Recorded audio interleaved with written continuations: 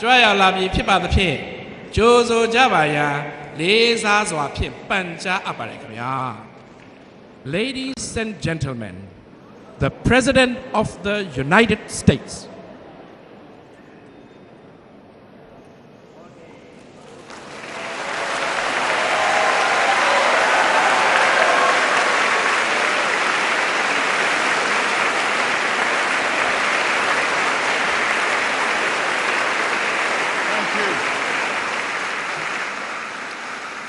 Thank you.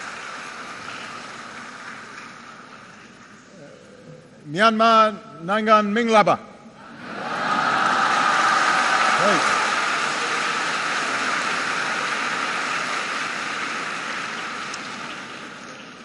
I am very honored to be here at this university and to be the first President of the United States of America to visit your country. I came here because of the importance of your country. You live at the crossroads of East and South Asia. You border the most populated nations on the planet. You have a history that reaches back thousands of years and the ability to help determine the destiny of the fastest growing region of the world. I came here because of the beauty and diversity of your country.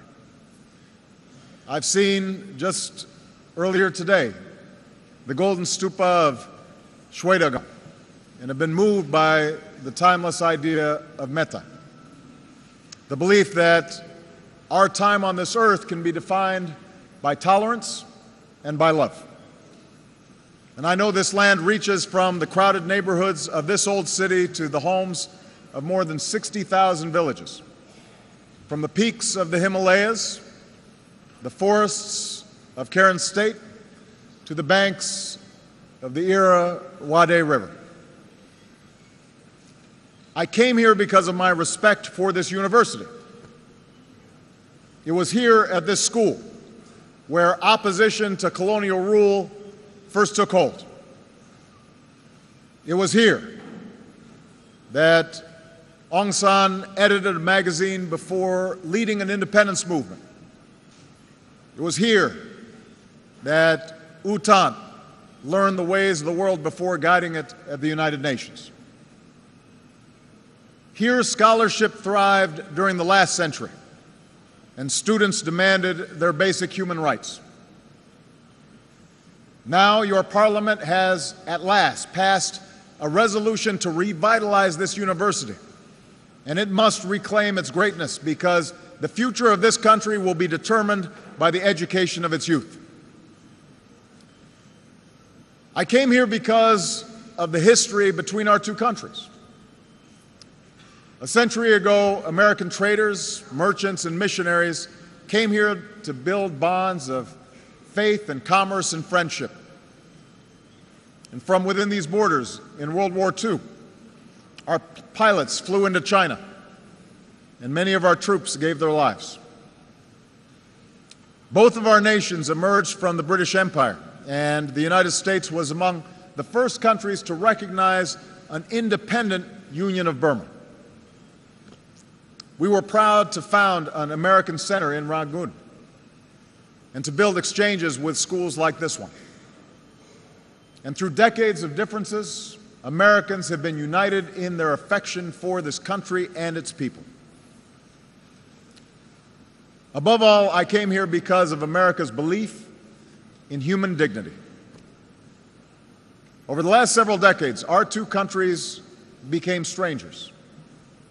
But today, I can tell you that we always remained hopeful about the people of this country, about you. You gave us hope, and we bore witness to your courage. We saw the activists dressed in white visit the families of political prisoners on Sundays, and monks dressed in saffron protesting peacefully in the streets. We learned of ordinary people who organized relief teams to respond to a cyclone, and heard the voices of students and the beats of hip-hop artists projecting the sound of freedom. We came to know exiles and refugees who never lost touch with their families or their ancestral home. And we were inspired by the fierce dignity of Daw Aung San Suu Kyi, as she proved that no human being can truly be imprisoned if hope burns in your heart. When I took office as president, I sent a message to those governments who ruled by fear. I said in my inauguration address, we will extend a hand if you're willing to unclench your fist. And over the last year and a half, a dramatic transition has begun, as a dictatorship of 5 decades has loosened its grip. Under President Thein Sein, the desire for change has been met by an agenda for reform. A civilian now leads the government, and a parliament is asserting itself. The once outlawed National League for Democracy stood in an election, and Aung San Suu Kyi is a member of parliament. Hundreds of prisoners of conscience have been released, and forced labor has been banned. Preliminary ceasefires have been reached with ethnic armies, and new laws allow for a more open economy. So today I've come to keep my promise and extend the hand of friendship. America now has an ambassador in Rangoon. Sanctions have been eased, and we will help rebuild an economy that can offer opportunity for its people and serve as an engine of growth for the world. But this remarkable journey has just begun and has much further to go. Reforms launched from the top of society must meet the aspirations of citizens who form its foundation. The flickers of progress that we have seen must not be extinguished. They must be strengthened. They must become a shining North Star for all this nation's people. And your success in that effort is important to the United States as well as to me. Even though we come from different places, we share common dreams: to choose our leaders, to live together in peace, to get an education and make a good living, to love our families and our communities. That's why freedom is not an abstract idea. Freedom is the very thing that makes human progress possible, not just at the ballot box, but in our daily lives. One of our greatest presidents in the United States, Franklin Delano Roosevelt, understood this truth. He defined America's cause as more than the right to cast a ballot. He understood democracy was not just voting.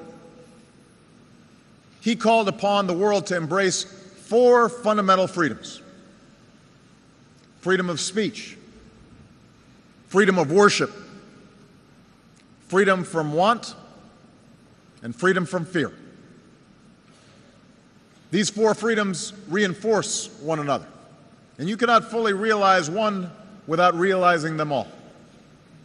So that's the future that we seek for ourselves and for all people, and that's what I want to speak to you about today.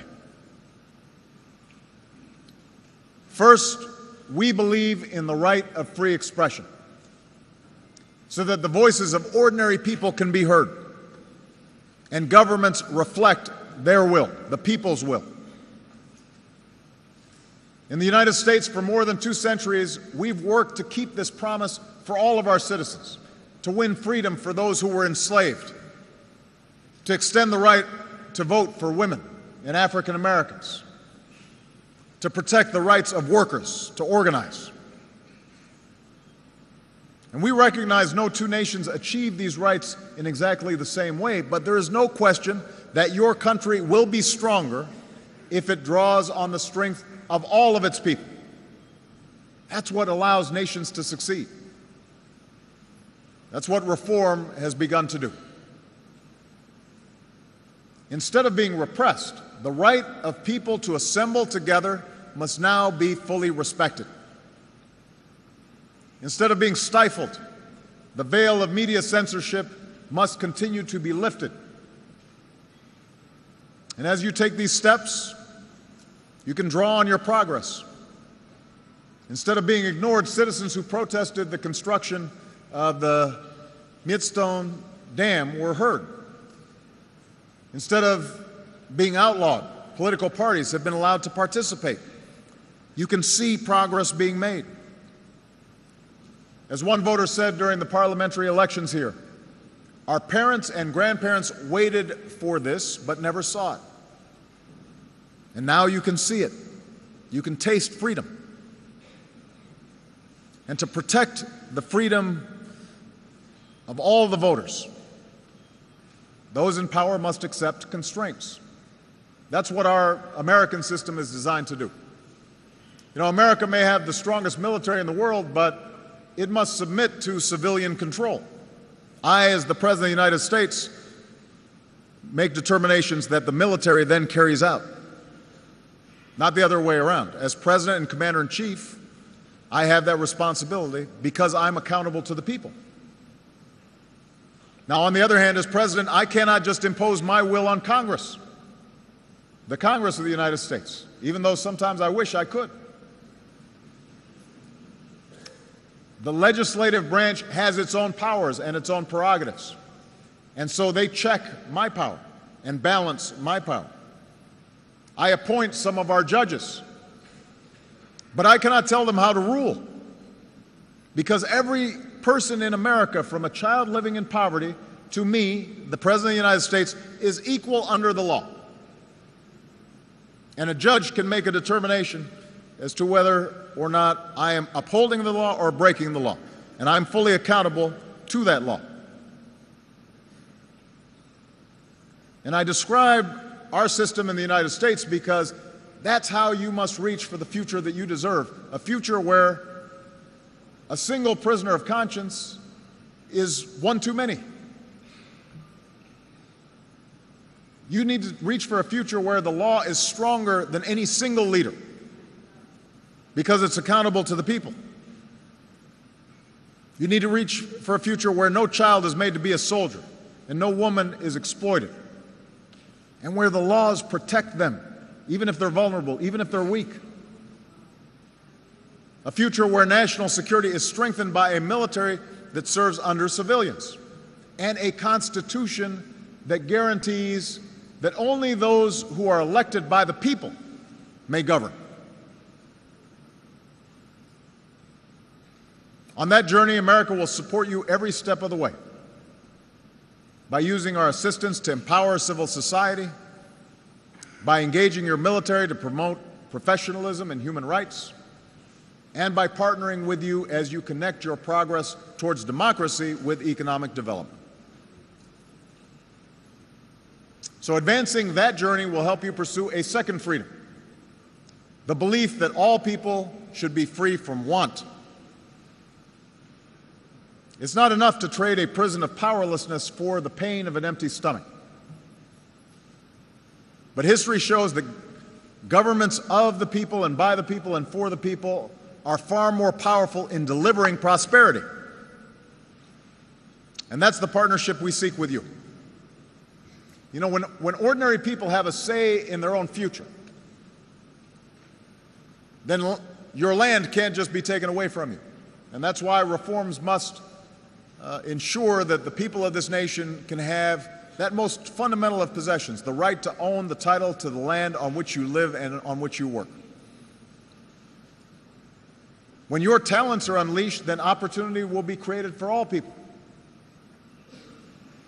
America is lifting our ban on companies doing business here, and your government has lifted restrictions on investment and taken steps to open up your economy. And now, as more wealth flows into your borders, we hope and expect that it will lift up more people. It can't just help folks at the top. It has to help everybody. And that kind of economic growth where everybody has opportunity, if you work hard, you can succeed. That's what gets a nation moving rapidly when it comes to development. But that kind of growth can only be created if corruption is left behind. For investment to lead to opportunity, reform must promote budgets that are transparent and industry that is privately owned. To lead by example, America now insists that our companies meet high standards of openness and transparency if they're doing business here. And we'll work with organizations like the World Bank to support small businesses and to promote an economy that allows entrepreneurs, small business people, to thrive and allows workers to keep what they earn. And I very much welcome your government's recent decision to join what we've called our Open Government Partnership so that citizens can come to expect accountability and learn exactly how monies are spent and how your system of government operates. Above all, when your voices are heard in government, it's far more likely that your basic needs will be met. And that's why reform must reach the daily lives of those who are hungry and those who are ill and those who live without electricity or water. And here, too, America will do our part working with you. You know, today I was proud to reestablish our U.S. AID mission in this country, which is our lead development agency.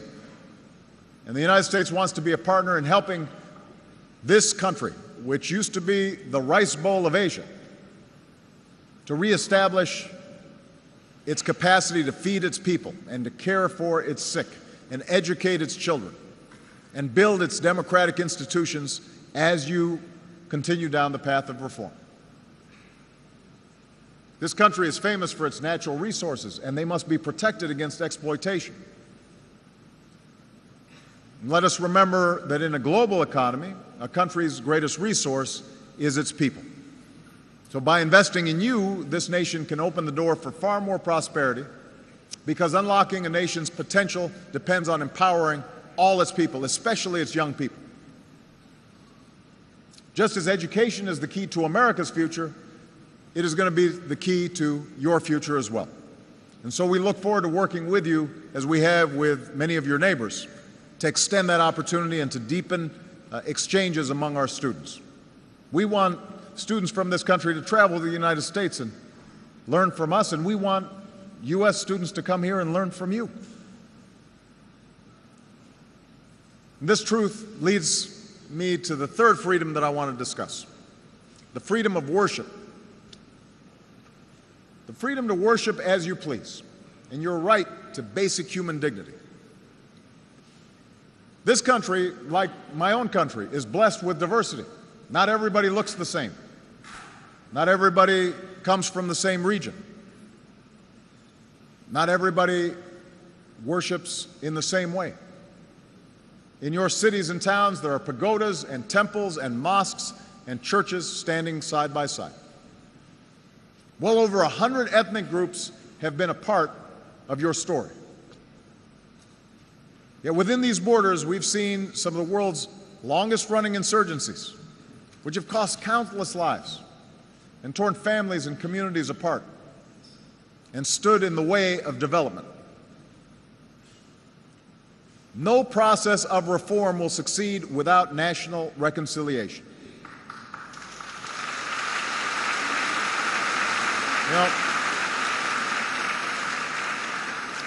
You now have a moment of remarkable opportunity to transform ceasefires into lasting settlements and to pursue peace where conflicts still linger, including Kachin State. Those efforts must lead to a more just and lasting peace, including humanitarian access to those in need and a chance for the displaced to return home. Today we look at the recent violence in Rakhine State that has caused so much suffering, and we see the danger of continued tensions there. For too long, the people of this state, including ethnic Rakhine, have faced crushing poverty and persecution. But there's no excuse for violence against innocent people. And the Rohingya hold within themselves the same dignity as you do and I do.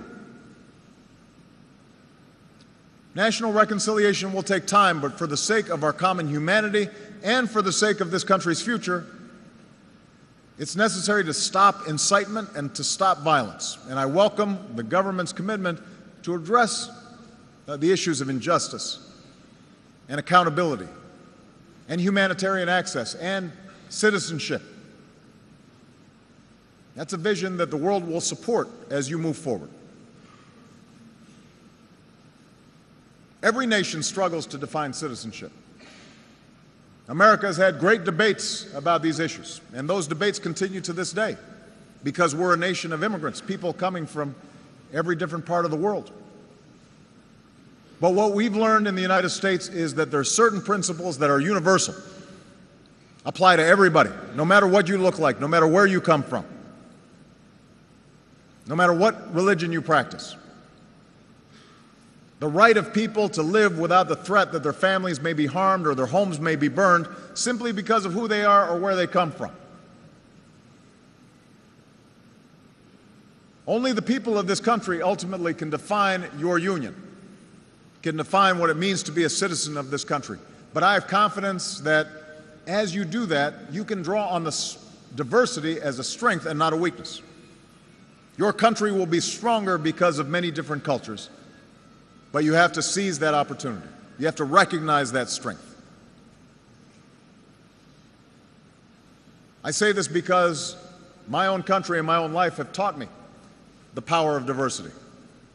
You know, the United States of America is a nation of Christians and Jews and Muslims and Buddhists and Hindus and non-believers. Our story is shaped by every language. It's enriched by every culture. We have people from every corners of the world. We've tasted the bitterness of civil war and segregation, but our history shows us that hatred in the human heart can recede, that the lines between races and tribes can fade away. And what's left is a simple truth. E pluribus unum. That's what we say in America. Out of many, we are one nation, and we are one people. And that truth has time and again made our union stronger. It has made our country stronger. It's part of what has made America great. We amended our Constitution to extend the democratic principles that we hold dear. And I stand before you today as president of the most powerful nation on earth, but recognizing that once the color of my skin would have denied me the right to vote. And so that should give you some sense that if our country can transcend its differences, then yours can too. Every human being within these borders is a part of your nation's story, and you should embrace that. That's not a source of weakness, that's a source of strength if you recognize it. And that brings me to the final freedom that I'll discuss today, and that is the right of all people to live free from fear. In many ways, fear is the force that stands between human beings and their dreams. Fear of conflict and the weapons of war, fear of a future that's different from the past, fear of changes that are reordering our societies and our economy, fear of people who look different or come from a different place or worship in a different way. In some of her darkest moments, when Aung San Suu Kyi was imprisoned, she wrote an essay about freedom from fear. She said, "Fear of losing corrupts those who wield it. Fear of losing power corrupts those who wield it. And fear of the scourge of power corrupts those who are subject to it." That's the fear that you can leave behind. We see that chance in leaders who are beginning to understand that power comes from appealing to people's hopes, not people's fears.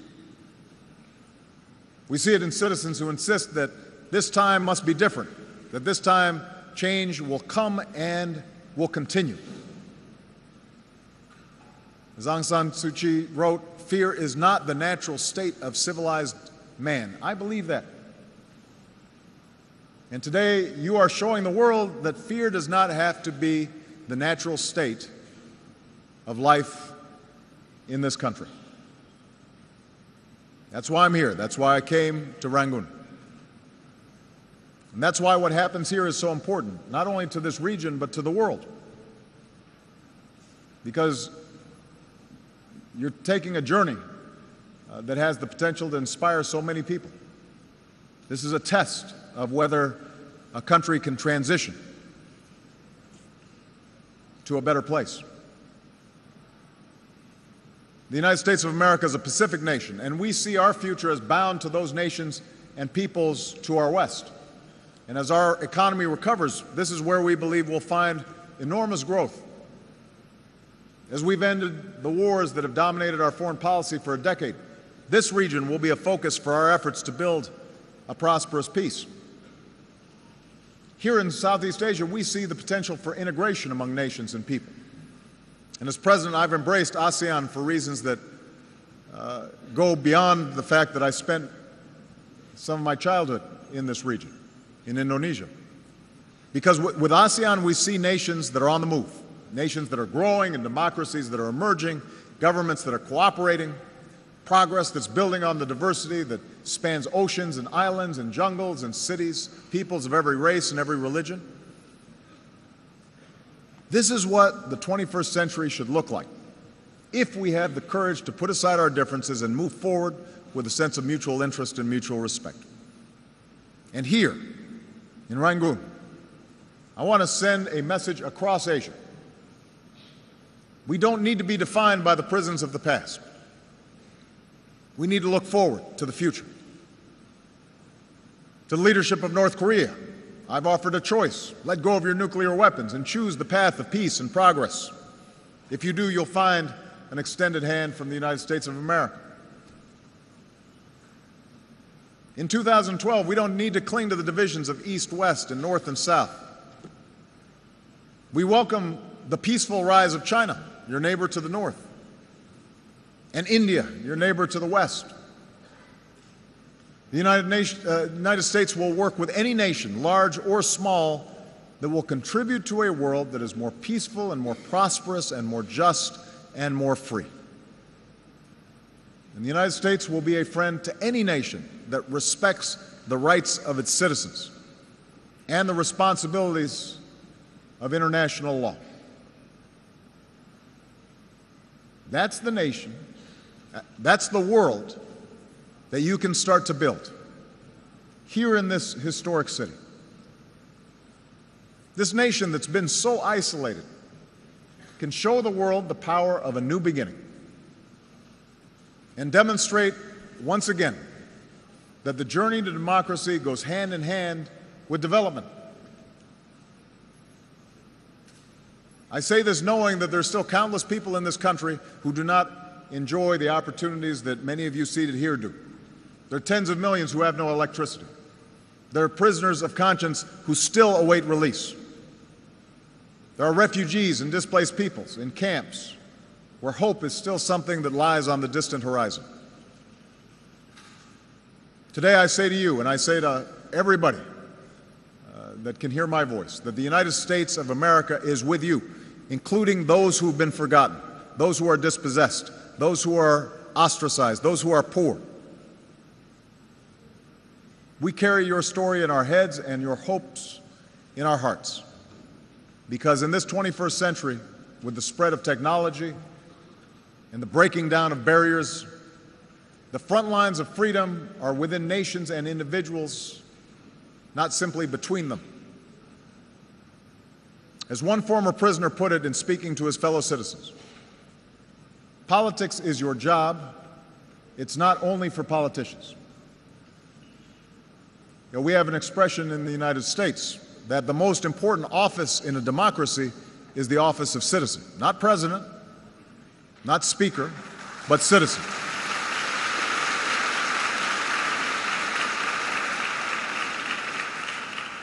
So as extraordinary and difficult and challenging and sometimes frustrating as this journey may seem, in the end, you, the citizens of this country, are the ones who must define what freedom means. You're the ones who are going to have to seize freedom, because a true revolution of the spirit begins in each of our hearts. It requires the kind of courage that so many of your leaders have already displayed. The road ahead will be marked by huge challenges, and there will be those who resist the forces of change. But I stand here with confidence that something is happening in this country that cannot be reversed. And the will of the people can lift up this nation and set a great example for the world. And you will have in the United States of America a partner on that long journey. So, Jesutin Bade. Thank you.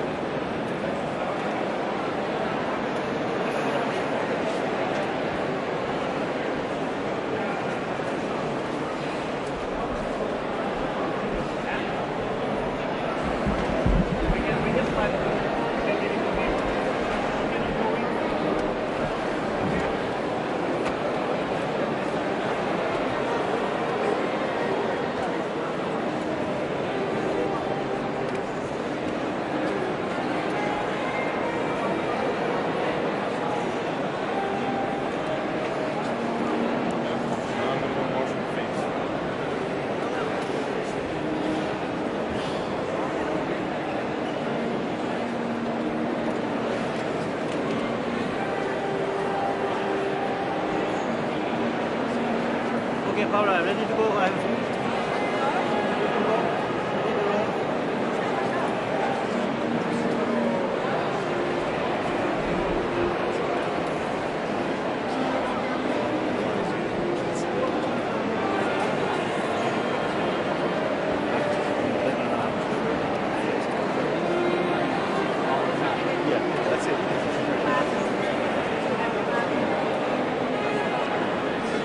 Guys,